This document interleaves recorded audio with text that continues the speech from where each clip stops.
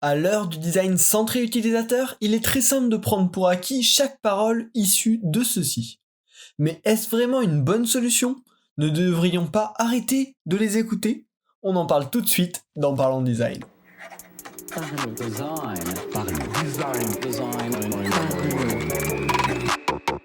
La saison 5 de Parlons Design est sponsorisée par The Kakatoes Theory, le site des product design.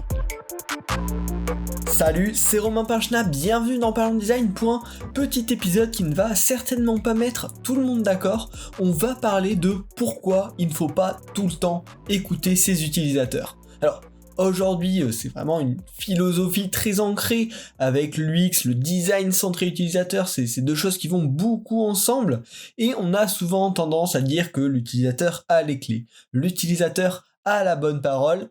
Mais c'est peut-être pas aussi simple que ça. C'est peut-être pas tout à fait vrai, ou en tout cas, il faut bien savoir décrypter l'utilisateur. Finalement, c'est peut-être ça plutôt la clé, plutôt que l'utilisateur directement. Le grand risque aujourd'hui du design centré utilisateur, c'est qu'on prenne plein de feedback pour acquis très rapidement, qu'on ajoute plein de choses, qu'on modifie plein de choses, alors qu'en fait, ça a peut-être aucun sens. On va en parler tout de suite, mais à mon avis, le rôle du designer centré utilisateur, en fait, c'est d'interpréter les paroles de l'utilisateur. Et l'interpréter vraiment au sens profond, pas juste en faire une lecture premier degré, mais d'aller réussir à en faire une lecture profonde et séparer tout l'inutile des peu de paroles ou des peu d'indicateurs qui ont vraiment une grosse valeur ajoutée, qu'il faut vraiment prendre en compte pour apporter une valeur supplémentaire. Interpréter, c'est séparer l'avis de l'information et séparer l'information de l'information importante qu'on peut généraliser et qui a du sens à grande échelle. Donc vraiment, il y a plein de choses à faire là-dessus. Le premier gros point en fait que j'aimerais porter avec cet épisode, c'est le fait que quand on fait de la recherche utilisateur, il faut aller rechercher des insights et pas des feedbacks. Quelle est la différence? Des feedbacks, ça va être tous les retours divers et variés de surface que peut faire un utilisateur. Alors, ils peuvent être de plein de types, il y a les feedbacks un peu inutiles, j'aime pas le rouge, mais après il y a des feedbacks sur j'ai trouvé un parcours compliqué, j'ai trouvé ceci lent, j'ai trouvé voilà, tout ce qui peut indiquer sur son parcours, ça c'est globalement de la surface. Même s'il a trouvé ça compliqué, ça veut pas forcément dire que la chose est compliquée. Ça veut dire peut-être qu'elle est mal vendue et ça donne une impression de complexité. Ça veut dire que peut-être elle est réellement compliquée, mais pourquoi elle est vraiment compliquée? Voilà. En fait, tous ces retours-là, qu'on va souvent prendre premier degré, faut réussir à les comprendre, à les creuser et à revenir à la source. Et c'est ça qu'on va appeler des insights. Les insights, c'est vraiment les informations pertinentes extraites de la masse de feedback qui vont permettre de comprendre sur quoi il faut travailler, qui vont permettre de comprendre où est le problème. Alors, c'est rarement ces insights-là, c'est rarement les points évoqués grossièrement par l'utilisateur. Ce truc-là, c'était trop petit ou ça, c'était compliqué. Bon, ça donne une idée globale, mais c'est pas de la valeur ajoutée. C'est très léger, c'est très de surface et une autre personne pourra avoir un avis complètement différent.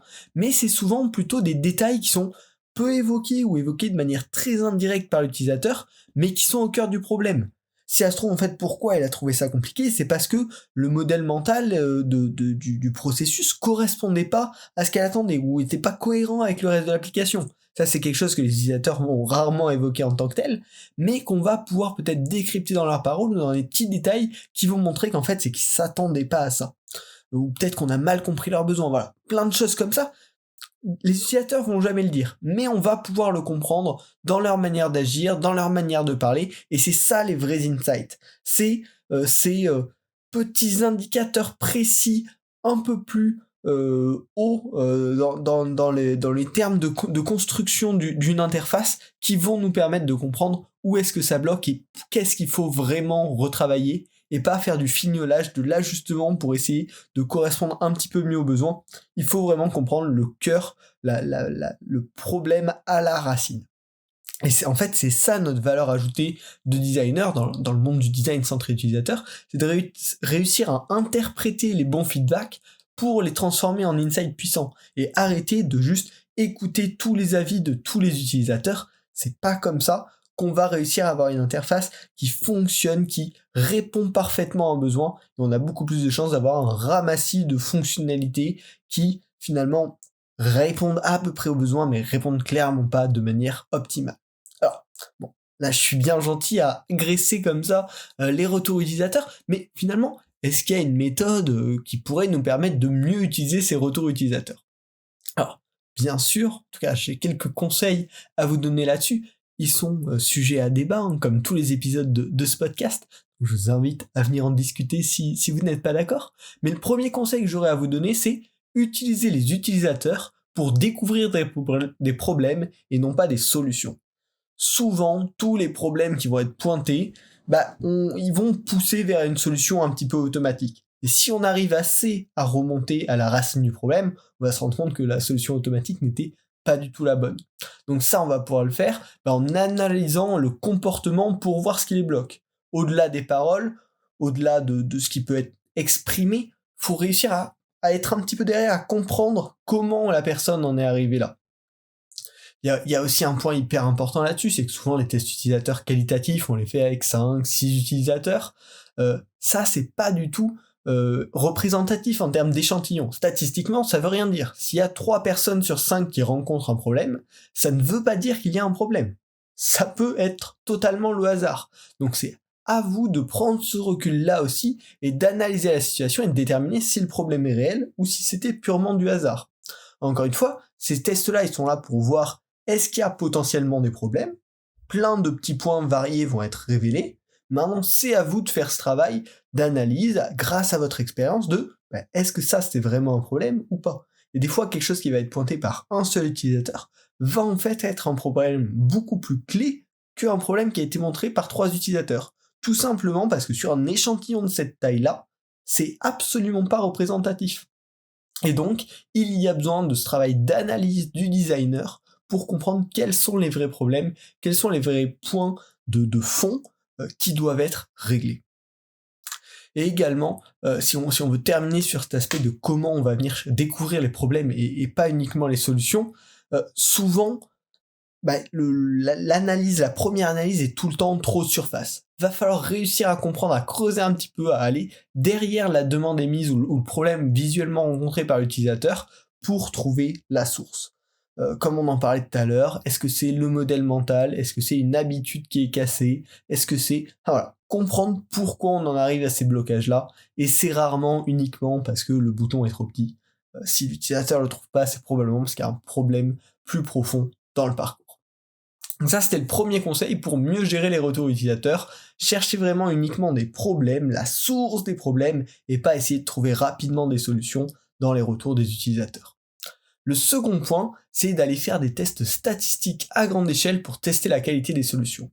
On ne peut pas tester la qualité d'une solution avec 5, 10 ou même 20 utilisateurs. Statistiquement, ça n'a aucune valeur et ça ne prouvera rien. 5 utilisateurs, ou 10 ou 20, ça permet uniquement d'avoir ces premiers insights sur est-ce qu'il y a des problèmes majeurs et d'éviter en fait tout simplement les problèmes qu'on n'a pas repérés par nous-mêmes parce qu'on est dans le feu de l'action, parce qu'on le vit tous les jours. En faisant tester à des gens qui n'ont jamais testé ce produit-là ou très peu, eux, très vite, ils vont se rendre compte de ce qui bloque, de ce qui est pas intuitif. Alors que nous, on peut être un petit peu omnubilé par tout ça. Si on veut avoir des tests statistiques sur n'importe quoi, il va falloir plus de 1000, 2000 utilisateurs à minima pour avoir des stats qui commencent à être valables. Et donc là, il y a plein de méthodes qu'on peut utiliser, les analytics, comme on a sur le web ou sur les applications, les A/B tests, ou toutes ces méthodes qui permettent de traquer un grand nombre d'utilisateurs pour voir comment ils agissent avec le produit. Et seulement ces stats de grande échelle permettent de vérifier, de qualifier le succès d'une solution. Les petits tests quantitatifs servent uniquement à débusquer des problèmes, à les creuser, à aller plus loin et à sortir une première solution bien. Donc il faut vraiment être capable, bien garder en tête, catégoriser le fait que des petits tests, ça permet de potentiellement trouver des problèmes, si on fait bien notre travail de designer d'aller sélectionner, mais si on veut vérifier le fonctionnement, faut aller faire des tests à grande échelle. Avant de parler du dernier conseil de où et comment trouver les meilleurs insights, parce que finalement c'est un petit peu ça, la clé dont on parle dans cet épisode, je vais vous parler du meilleur outil de visioconférence collaborative around. C'est le partenaire de cet épisode de Parlons Design et c'est l'app idéale pour les sessions de design, de brainstorming, de co-création ou toute autre activité de groupe réalisée en distanciel. Around a réinventé la visio de manière unique pour le rendre plus humain, plus fun, plus collaboratif, tout en s'adaptant super bien à un usage professionnel. Aujourd'hui, Around, c'est vraiment dédié aux créatifs. Ça permet de garder toute son équipe en vue pendant qu'on travaille grâce aux petites bulles vidéo qui font flotter chaque participant sur l'écran. Donc ça apporte vraiment un petit peu de vie, un petit peu d'humain dans ce monde-là. C'est toujours agréable. En plus de ça, Around est gratuit et ça apportera vraiment une touche d'énergie dans toutes vos prochaines réunions en équipe. Personnellement, je l'utilise depuis plus d'1 an et je vous le recommande vivement en remplacement de Zoom, Google Meet ou Teams. Voilà, c'est vraiment le niveau au-dessus. Around.co, le lien est en description de cet épisode. Désormais, on va pouvoir revenir à nos utilisateurs et on va découvrir le dernier conseil pour accéder à des insights de haute qualité. Et ce dernier conseil-là, il est hyper important. C'est quand on va faire des tests utilisateurs, quand on va observer nos utilisateurs, il faut réussir à analyser les informations silencieuses, les informations discrètes, les informations qui ne nous sont pas dites, mais les informations qu'on va pouvoir venir récupérer de manière un petit peu cachée, de manière un petit peu secrète, mais qui ont souvent plein de valeur. Alors, dans les interviews, c'est notamment les intentions d'action qui sont hyper importantes. Quand on va observer nos utilisateurs découvrir le produit, souvent on va voir qu'ils vont essayer d'aller dans des endroits un petit peu par défaut, un petit peu de manière intuitive, même avant d'avoir lu, ou même avant d'avoir à peine regardé l'interface, ils vont directement regarder un endroit précis. Ça, c'est des insights d'hyper bonne qualité, parce que les personnes n'ont pas réfléchi, c'est juste instinctivement qu'est-ce qu'ils ont pensé à faire. Et donc ça, c'est des trucs hyper silencieux, mais qui ont une grande valeur. Et dans des interviews utilisateurs, il y a plein de petits gestes comme ça, qui sont intuitifs et qui nous apportent beaucoup d'apprentissage en tant que designer. Hors des tests utilisateurs, il y a également plein d'autres choses qui peuvent nous apporter ces informations discrètes à haute valeur. Le service client notamment, si vous voyez qu'il y a beaucoup de demandes par rapport à certaines features, qu'au fur et à mesure du temps ça monte ou ça descend, ça indique beaucoup de choses sur l'évolution de cette feature. Donc il y a des très bons feedbacks à récupérer là-dedans. Et sur une quantité de retours du service client, il y a probablement des informations hyper clés à comprendre, à récupérer, à analyser. Également, on pense tout le temps aux utilisateurs actifs pour les tests, mais les anciens utilisateurs ou les non-utilisateurs peuvent être de très bonnes sources d'informations.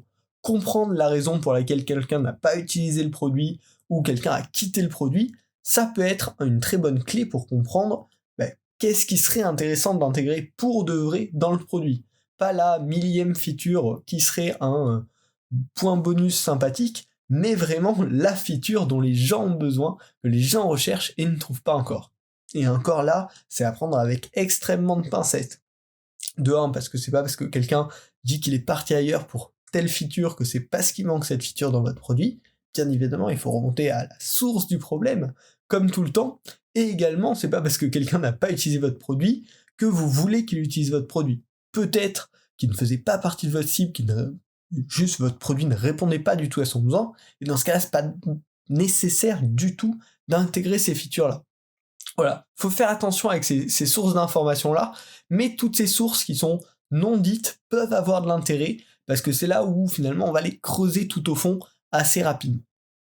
En conclusion de cet épisode, bien sûr, faut pas arrêter d'écouter ses utilisateurs, mais en même temps, faut le faire de manière maligne, pas de manière naïve. Un utilisateur dit des choses, montre des choses, mais c'est à nous de l'interpréter, et c'est là où on apporte notre valeur ajoutée. Selon la situation, bien sûr, ce curseur-là, il va devoir s'adapter, évoluer. Si vous essayez un concept complètement novateur, complètement unique, ne demandez rien. Créez la chose, testez-le, essayez-le en situation réelle, et à ce moment-là, vous verrez bien si finalement ça a un intérêt ou non. Parce qu'il y a des concepts, il y a des tonnes de concepts qu'on utilise aujourd'hui, et si on nous avait demandé il y a 10 ans ou il y a 20 ans, on aurait dit non, pas top. Et pourtant, aujourd'hui, on l'utilise au quotidien, que ce soit... Il y a des tonnes de produits comme ça, hein. Mais des réseaux sociaux, Twitter notamment, même Snapchat, en soi l'idée d'envoyer des photos qui s'effacent au bout de 10 secondes, bah, probablement qu'on nous aurait demandé, on n'aurait pas trop compris pourquoi. Et finalement, c'est un produit qui a beaucoup marché. Donc concept novateur, clairement, essayez, et c'est là que vous verrez. Sur un produit un peu plus grandissant, faut bien évidemment aller au contact des utilisateurs, mais faut savoir réinterpréter les feedbacks et les transformer vraiment en insights malins, récupérer la bonne donnée, et c'est là qu'on va pouvoir faire la différence et agir vite. Et sur un produit avec une plus large base d'utilisateurs, bah, il y a toute la possibilité des données des utilisateurs à exploiter pour avoir des réponses quantitatives intéressantes et qui disent vraiment des choses. Et derrière, vous pouvez utiliser l'analyse qualitative pour comprendre les besoins, les problèmes cœur, mais toujours en pensant à aller bien gratter et pas rester à la surface et pas prendre tous les retours utilisateurs pour acquis. Donc voilà. Non, l'utilisateur n'a pas toujours raison, il faut savoir le comprendre, il faut savoir expliquer ses pensées mieux que lui-même ne pourrait le faire. Ça, c'est vraiment la version idéale, et c'est là qu'on va pouvoir ajouter une valeur ajoutée de designer, et pas juste écouter l'utilisateur en permanence, parce que c'est comme ça qu'on arrive sur des produits qui n'ont pas de gros choix affirmés, et qui finalement souvent finissent dans un capharnaüm hyper galère. Voilà. Donc, j'espère que ce point de vue vous aura intéressé. N'hésitez pas à venir en discuter sur LinkedIn ou sur Twitter, les liens sont dans la description de ce podcast. Je vous mets également un article qui m'a bien inspiré en description. Et puis n'hésitez pas à partager le podcast autour de vous pour éveiller un petit peu le débat sur ce sujet. Voilà. On se retrouve la semaine prochaine pour un nouvel épisode de Parlons Design. Salut. Parlons Design.